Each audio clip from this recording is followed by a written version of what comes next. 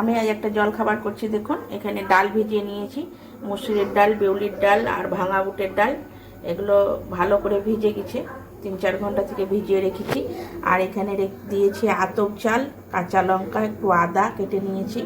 আর এখানে নিয়েছি গোটা জিরে। এগুলো সব একসঙ্গে বেটে নেব। চাল আর ডালটা মোটামুটি মানে একই, মানে সমান সমানই আছে।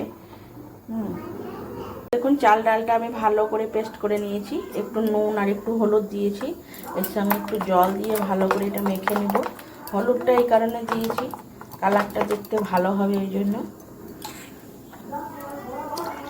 একটু জল দিচ্ছি।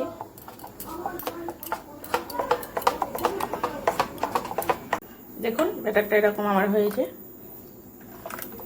তাওয়াতে তেল দিয়েছি।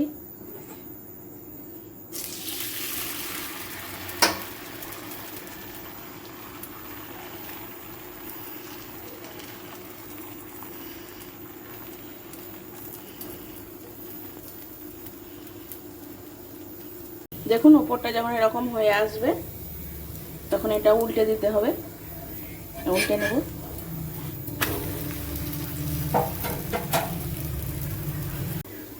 এবার আমার হয়ে গেছে, আমি উঠিয়ে নেব।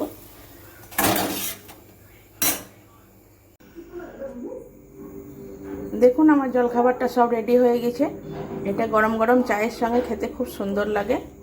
একবার করে খেয়ে দেখবেন, খুব সুন্দর হয়, টেস্ট খুব ভালো হয়।